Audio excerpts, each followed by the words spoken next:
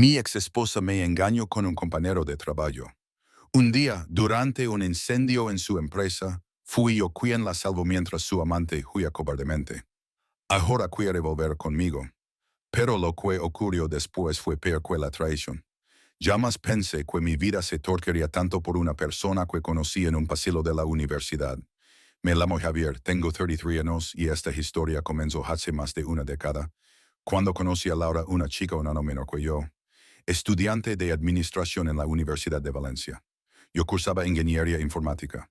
Nos presentó un amigo común durante una práctica grupal. Al principio no era la típica persona que te deja juela al instante, pero tenía algo. Una calma contagiosa. Una manera de escuchar que te hacía sentir importante. Eso sumado a su disciplina. Me pareció una combinación perfecta para alguien que quería construir una vida estable. Durante 2 años fuimos inseparables.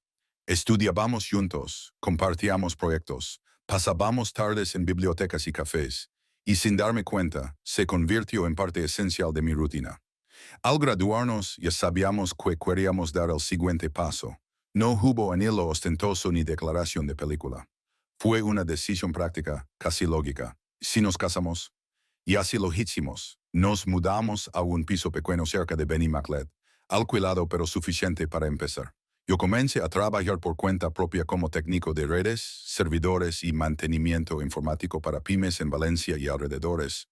Me gustaba tener libertad de horarios y al poco tiempo ya tenía una red de clientes bastante sólida. Laura consiguió trabajo en una empresa de logística ubicada en un polígono industrial de Paterna. Tenía un horario más estructurado, oficina de lunes a viernes, pero lo manejábamos bien. A pesar de que nuestras rutinas no coincidían del todo, encontrábamos tiempo. Cenas improvisadas, escapadas de fin de semana, tardes de series, nada espectacular, pero funcionaba. Un día la acompañé a una cena de fin de año de su empresa. Yo no tenía mucho interés, pero ella insistió.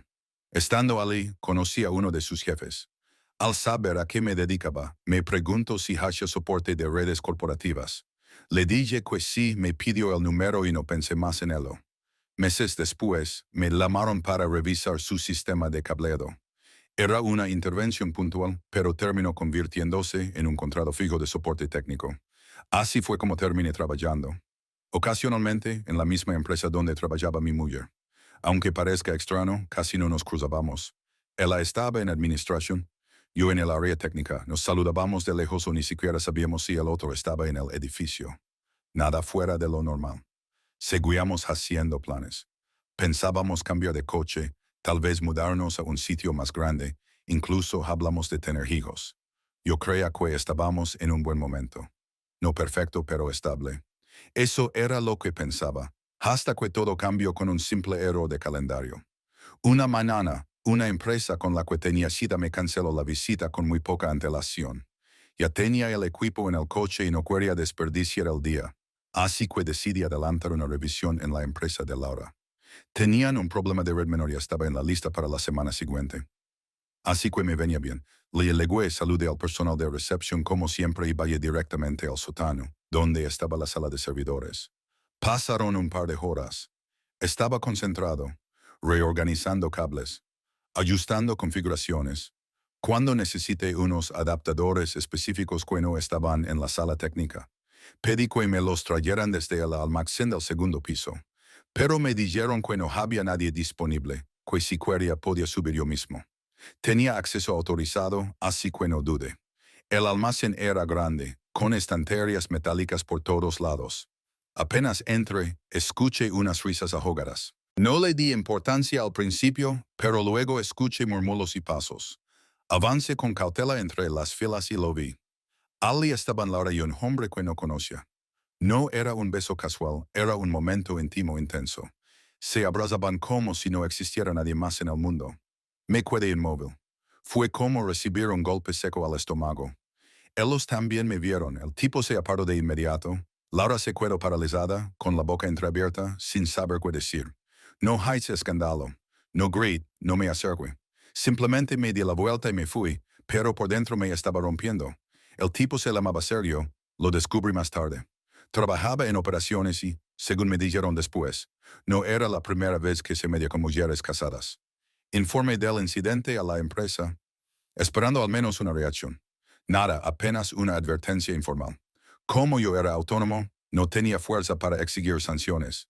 Fue tratado como una simple falta ética entre adultos. Yo, mientras tanto, tenía claro lo que debía hacer.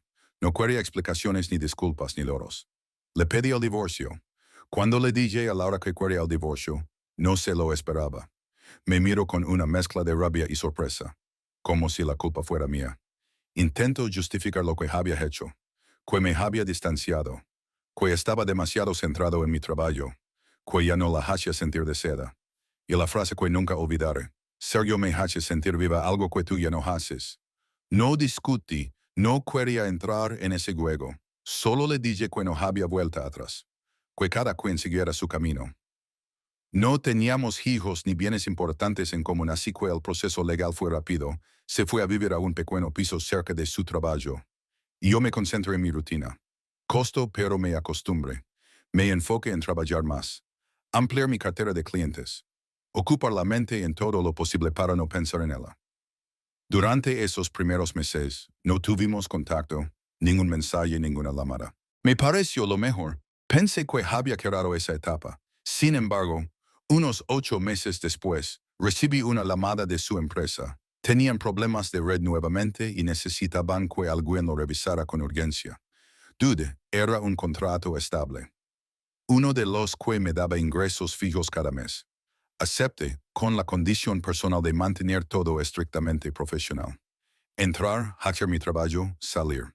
Ese día luego alrededor del mediodía. Me llamó la atención lo bajo que estaba el edificio para esa hora. En recepción me explicaron que casi todo el personal estaba en un evento de aniversario. Una comida en una carpa montada fuera del edificio. Solo quedaban algunos administrativos, personal de seguridad y técnicos de guardia. No me sorprendió no estar invitado. Tampoco me importaba. Fui directamente al sótano donde estaban los servidores, me puse los auriculares, conecté mis equipos y me concentré en resolver los problemas. El tiempo pasó volando. Subí un momento a recepción para hacer una comprobación final. La recepcionista, apurada por no perderse el evento, me entregó el cheque por adelantado y se marcó. Aproveché para subir al segundo piso, guardar el cheque y mi portátil en mi casillero, y luego volví a bajar a recoger las herramientas. Entonces ocurrió. Una alarma intermitente empezó a sonar. No era un pitido de prueba. Era real, fuerte, constante y penetrante. La alarma contra incendios. Quedé todo lo más rápido que pude y subí. En recepción quedaban pocas personas, todas confundidas sin saber si salir o esperar instrucciones. De repente, alguien bajó gritando que había fuego en el almacén. Enseguida vimos el humo saliendo por el pasillo. Salimos todos hacia la entrada. Pero me detuve en seco. Mi portátil, el cheque. Dudé solo unos segundos. Luego corrí escaleras arriba. Al llegar al segundo piso, el ambiente ya era distinto. Humo espeso caliente.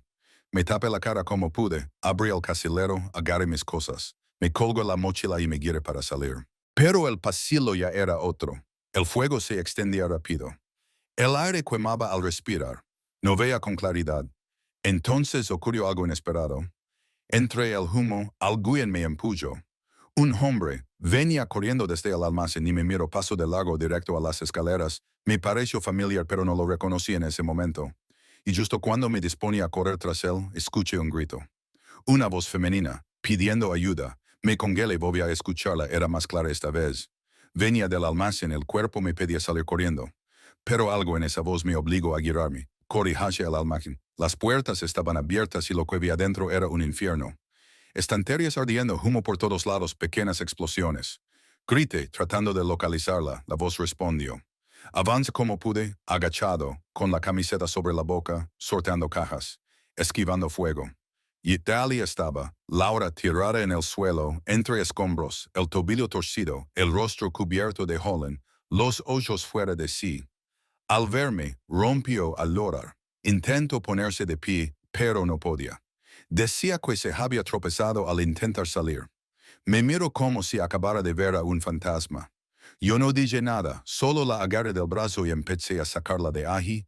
Tropezaba, se caía, gritaba que no podía. La jalaba como podía, medio cargándola. La escalera principal ya estaba en llamas. Giré hacia la de emergencia. Seguía despejada, aunque llena de humo. Bajamos a trompicones. En un momento dado se dejó caer en el suelo llorando, diciendo que no aguantaba más. Me quedé mirándola, ya había hecho demasiado. Nadie me obligaba, pero aún así, algo me empujó a seguir. No por amor, esa parte de mí ya estaba muerta. Fue puro instinto, no podía dejarla allí. La levanté de nuevo, ignorando sus lamentos. Cuando por fin llegamos a la planta baja, la situación era caótica. Fuego por todas partes, paredes crujían, objetos estalaban. Avanzamos como pudimos. Y cuando estábamos a punto de salir, un estruendo nos hizo mirar hacia arriba. Parte del techo se desplomó en llamas a pocos metros. Laura volvió a dejarse caer. Decía que no podía más. Que la dejara. Estaba completamente superada. No lo pensé. La agarré en brazos y corrí. No sé cómo lo logré. Esquivaba trozos de techo. Saltaba sobre muebles caídos. Al fin, crucé la puerta justo cuando llegaban los bomberos. Laura colgaba de mi cuello como un peso muerto. Un bombero vino corriendo y la tomó de inmediato. A mí me sentaron en el bordillo. Todo fue confuso, sirenas, gritos, humo. Me giré para mirar el edificio. Estaba devorado por el fuego. Entonces, mientras respiraba el aire contaminado de fuera con la mochila en la espalda y la cabeza a punto de estallar, solo pensé en una cosa. El cheque. Tenía que cobrarlo antes de que todo esto se complicara. Y me fui al banco. Cobré el cheque esa misma tarde. La sucursal del banco estaba cerca, y a pesar del olor a humo que elevaba encima, nadie hizo preguntas. El trámite fue rápido. No pensaba dejar que se perdiera también. Fue una decisión fría sí pero necesaria. Sabía que en pocas horas todo el mundo estaría hablando del incendio. Sabía que en algún momento alguien preguntaría qué hacía yo dentro del edificio. Porque subí, cómo fue que salí con mi exesposa en brazos. Y sobre todo, porque el resto no. Pero lo que no imaginaba era lo que vendría después. La empresa perdió casi todo. Oficinas calcinadas, documentación destruida, ordenadores fundidos, estructuras inservibles. Solo el sótano, donde estaban los servidores, se salvó gracias a que el fuego no llegó hasta allí a la rápida actuación de los bomberos. A los pocos días, me contactaron. Como yo era el técnico habitual y conocía el sistema de red y el cableado, necesitaban mi ayuda para recuperar los datos y revisar los respaldos. Accedí, no por solidaridad, sino porque también era una oportunidad profesional. Pero lo que encontré, nadie lo esperaba. Una mañana, mientras ayudaba a montar los servidores y a acceder a los discos duros de seguridad, uno de los responsables de la empresa me pidió que intentara rescatar los archivos de las cámaras de vigilancia. Al parecer, algunas siguen operativas hasta que el calor las fundió. Me encargo personalmente. Era parte de mi trabajo y siendo honesto, sentía curiosidad. Quería saber cómo empezó todo. Necesitaba entender qué hacía Laura allí dentro. Solo mientras el edificio se venía abajo, cuando finalmente logré recuperar parte del material. Pedí permiso para revisar los videos con ellos y con los agentes que investigaban el incendio. Lo que vimos no dejó dudas. Sergio apareció primero en las imágenes. Se le ve entrando al almacén cerca del mediodía, con una actitud despreocupada. Camina entre las estanterías, se detiene junto a una zona marcada con un cartel que prohíbe fumar. Y ella enciende un cigarro. Fuma durante varios minutos, mirando hacia la entrada. Luego llega Laura. Mira a los lados, como asegurándose de que nadie la vea y entra. Sergio tira la colilla al suelo. No la apaga bien, la pisa apenas y la empuja con el pie debajo de una estantería. Luego ambos se dirigen hacia la parte trasera del almacén, donde hay una puerta que conduce a un cuarto de archivo. Un espacio cerrado y sin ventilación que, según el protocolo de la empresa, solo debe usarse para almacenar documentos y permanecerá allí el menor tiempo posible. Pero ellos se quedan allí. Minutos después, en el mismo lugar donde Sergio tiró la colilla, empiezan a aparecer llamas. Primero pequeñas, luego más intensas. La cámara capta cómo el fuego se propaga rápidamente. Estanterías de cartón, cajas con papel, productos de limpieza. Todo contribuye a que la combustión sea inmediata. La alarma contra incendio se activa. Y lo más inquietante, durante varios minutos nadie sale del cuarto. Las cámaras continúan grabando. Se ve humo denso llenando el espacio, la visibilidad cae. Y justo antes de que el sistema se bloquee, se ve a Sergio saliendo del cuarto, cubriéndose la cara con una chaqueta, corriendo entre el humo. Corre en dirección opuesta a la salida habitual. Lo reconocí al instante. Era el tipo que me empujó en el pasillo. Lo vi huir sin mirar atrás. A Laura, en cambio, no se la ve salir. Las cámaras del almacén de Jan de funcionar poco después, cuando el calor funde los componentes. El resto es historia conocida. Los gritos, el rescate, los bomberos. Pero las imágenes eran claras. Sergio provocó el incendio y abandonó a Laura. No fue un accidente, fue negligencia pura. La empresa no tardó en actuar. Presentaron la grabación ante la policía. Sergio fue denunciado por imprudencia grave con resultado de incendio. No fue a prisión, pero el juez le impuso 2 años de condena condicional, una multa considerable y la prohibición de trabajar en sectores industriales o logísticos durante 5 años. Su carrera quedó arruinada. Laura fue despedida al instante. No hubo cargos penales contra ella, pero su responsabilidad era evidente. Había violado las normas internas. Estuvo implicada en la causa del incendio y su conducta fue, como mínimo, irresponsable. Nadie quiso defenderla. Sus propios compañeros le dieron la espalda. Mientras tanto, algo mucho más extraño sucede afuera de la empresa. Alguien, no sé quién, tomó una foto el día del incendio. Justo cuando yo salía con Laura en brazos, cubierto de hollín, rodeado de humo y con los bomberos detrás. Esa imagen se viralizó en redes. La gente la compartía con frases como el exmarido que arriesgó su vida por amor, o donde hubo fuego, se convirtió en un símbolo de entrega, de perdón, de segundas oportunidades. Una historia romántica inventada por desconocidos. Nadie sabía la verdad.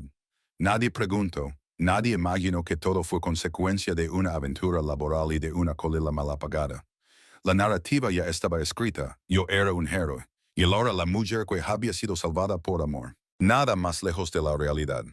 Una semana después del incendio, cuando creía que todo había terminado, me la encontré esperándome fuera de mi edificio. Estaba sentada en un banco, con la pierna vendada y la mirada clavada en la entrada. Al verme, se levantó cojeando y vino directa hacia mí. Su primera frase fue, gracias por salvarme la vida. No responde. Intento seguir hablando, pero le dije que no tenía nada que decirle. Que se cuidara, que me dejara en paz. Me metí al edificio sin mirarla y cerré la puerta. Pensé que con eso lo entendería. Me equivoqué. Desde ese día, Laura se convirtió en una sombra. Me escribía todos los días, mensajes, correos, incluso cartas en el buzón. Decía que lo que dije por ella no lo haría nadie. Que me debía la vida, que ahora sabía quién era el hombre que siempre había estado a su lado. Decía que su error fue dejarse llevar, que Sergio la manipuló, que fue un momento de debilidad. Pero que ahora lo entendía todo. No fuiste tú quien me faló, fui yo quien no supo valorarte. Escribió en una carta de 3 páginas. Ignore cada intento. Pero no solo ella empezó a aparecer. Su madre también. Una tarde recibí una llamada desde un número oculto. Era ella llorando. Me dijo que no podía dormir desde que vio la foto. Que lo que hice por su hija era un acto de amor verdadero. Que debía considerar darle otra oportunidad. Que cuando alguien arriesga la vida por otra persona, es porque aún hay algo ahí, le colgo. Todo eso me revolvía el estómago. Me hablaban de amor, de redención, de segundas oportunidades. Como si el incendio hubiera borrado todo lo anterior, como si no recordaran que Laura me engañó. Que mintió, que me humilló, que me culpó a mí por su infidelidad. Como si no supieran que estuvo a punto de morir por estar escondida con su amante en un almacén en horario laboral. Pero lo más absurdo fue lo que vino después. Medios locales comenzaron a hablar de la historia. No sabían los detalles, claro. Solo tenían la imagen y la versión distorsionada que alguien compartió. El ex marido que se convirtió en héroe. La segunda oportunidad que nació del fuego. Algunos programas incluso intentaron contactarme para hacer entrevistas. Me negué a todo. No quería ser parte de esa mentira. Pero mientras más lo evitaba, más crecía. Personas que no conocía me paraban en la calle. Me decían que lo que hice era admirable. Que ojalá todos los hombres fueran así. Una señora me abrazó en el metro. Otro tipo me ofreció una cerveza en una terraza solo por ser un ejemplo. Por dentro hervía. Nadie quería saber la verdad. Nadie preguntaba por qué Laura estaba ahí. Nadie cuestionaba cómo empezó el incendio. Solo querían una historia bonita para compartir. Una que los hiciera creer que el amor todo lo puede. Pero yo no era ese tipo de héroe. Yo no arriesgué mi vida por amor. Lo hice por instinto. Porque escuché una voz pidiendo ayuda. Porque no podía dejar morir a nadie. Ni siquiera a ella si en ese momento hubiese sabido que estaba allí con Sergio. Que él fue quien tiró la colilla encendida. Que ambos se escondieron mientras el edificio ardía. Tal vez habría actuado distinto. Tal vez no habría dado la vuelta. Y sí sé cómo suena. Pero es la verdad. Laura no entiende eso. Cree que salvarla fue una cena. Un gesto que lo cambia todo. Cree que sigo enamorado. Que lo nuestro merece otra oportunidad. Que la vida nos ha dado un nuevo comienzo. Lo que no entiende es que no quiero ese comienzo. No con ella. No después de lo que hizo. No después de todo lo que me hizo pasar. Y lo peor es que ahora con esa imagen viral, con la opinión pública a su favor, incluso pensar en alejarme legalmente de ella se ha vuelto complicado. Consulte con un abogado sobre pedir una orden de alejamiento. Me dijo que sería muy difícil. ¿Cómo le explicas a un juez que quieres mantener distancia de una persona a la que salvaste de un incendio? ¿Cómo justificas que no hay acoso cuando hay cartas escritas con cariño, mensajes sin amenazas, solo palabras de arrepentimiento? La justicia no trabaja con emociones, trabaja con hechos. Y los hechos, vistos desde fuera, me condenan. Salve a mi ex esposa, y ahora ella quiere volver. No puedo bloquearla. Cambiar de número no sirvió. Aparece en mi trabajo, espera en el portal, pregunta por mí a mis conocidos. No grita, no insulta, no invade. Solo insiste, pero esa insistencia, esa constante presencia me está asfixiando. Y todo por una historia falsa que el mundo quiere creer. He aprendido que hay algo peor que ser traicionado. Que te conviertan en el protagonista de una historia que no elegiste. Y peor aún, que esa historia no sea cierta. No soy el hombre que arriesgó todo por amor. No soy el exmarido que aún sentía algo profundo por su antigua pareja. No fui el héroe que todos quieren aplaudir. Fui el único que escucho un grito y reacciono. Eso fue todo, instinto, humanidad, urgencia. Y hay, sobre todo, el peso insoportable de no poder vivir sabiendo que dejé morir a alguien, incluso a quien me había destruido por dentro. Pero nadie quiere esa versión. Nadie quiere saber que la mujer salvada estuvo allí por culpa de su propia imprudencia. Que el incendio fue el resultado de una cita clandestina y una colilla mal apagada. Que el hombre que escapó corriendo fue el mismo por el que ella me dejó. Nadie quiere escuchar eso. Es incómodo, feo, demasiado real. La narrativa ya estaba escrita antes de que pudiera abrir la boca. Intenté explicarlo a algunos conocidos. No sirvió. Pero la salvaste. Algo debes sentir, me decían. Como si el acto físico anulara todo el pasado. Como si arrastrarla fuera del fuego borrara cada mentira, cada traición, cada palabra que me escupió cuando pedí el divorcio. Laura no ha parado. No pasa una semana sin que me deje una nota en el buzón. Pequeñas cartas escritas a mano, contándome cómo está, cómo se siente, cómo suena con que volvamos a empezar. Algunas veces se limita a frases cortas. Sigo aquí, te echo de menos, no me rendiré. Otras son textos largos donde mezcla disculpas, recuerdos de la universidad y promesas vagas. No las leo completas, las tiro, pero igual me pesan. Hace poco fue más allá. Apareció en el portal con una caja con objetos que supuestamente eran nuestros. Fotos, entradas de cine, notas antiguas. Me pidió que al menos la escuchara. Le dije que no me debía nada ni yo a ella. Que lo que hicimos en ese edificio fue sobrevivir, no reconciliarnos. Que el pasado no se repara con una esquina dramática salida por accidente. Se fue llorando. Al día siguiente, su madre me escribió de nuevo. Sé que muchos pensarán que soy cruel. Que si ya la sabe una vez, que me cuesta abrirle la puerta ahora. Pero lo que no entienden es que hay heridas que no se curan con gestos.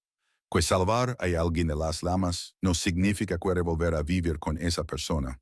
Que a veces lo correcto es también lo más difícil. Seguir adelante sin mirar atrás. Sin dejar que el remordimiento se confunda con amor. Estoy cansado. No de ella, sino de todo lo que se generó a su alrededor. La foto, los comentarios, las felicitaciones vacías, los desconocidos que me dan palmadas en la espalda como si supieran algo. La historia se fue de las manos. Nadie controla lo que la gente quiere creer. Y eso me condeno, por eso elegí el silencio. No he dado entrevistas. No he publicado mi versión. No he intentado desmentir nada. Porque descubrí que cuando luchas contra una mentira que la gente necesita para sentirse bien, eres tú el que pierde. No quiero pelear con fantasmas. Solo quiero que todo pase. No soy perfecto. Tuve errores en mi matrimonio. Tal vez debí ver antes que Laura se estaba alejando. Quizás me aferré demasiado a la rutina. Pero eso no justifica nada de lo que hizo. Ni su infidelidad, ni su falta de respeto, ni su intento de volver ahora como si lo nuestro hubiese sido solo una pausa. Y si algo aprendí de todo esto, es que hay gestos que no significan nada más ala de lo que son. Salvarla fue solo exceso. Salvarla no fue perdón, no fue reconciliación, no fue amor. Fue la reacción de una persona que, pese a todo, no pudo dejar morir a otra. Hoy, cada vez que alguien me menciona como el héroe del incendio, asiento en silencio y cambio de tema. No busco reconocimiento ni comprensión. Solo quiero que la historia se desgaste, que pase de moda, que otra imagen la reemplace en las redes, que el ruido vaya, y que un día, por fin, ella también se canse, porque si algo me dejó todo esto, es una certeza que nunca tuve tan clara. El amor no se mide por las veces que regresas, sino por la capacidad de saber cuándo irse para siempre.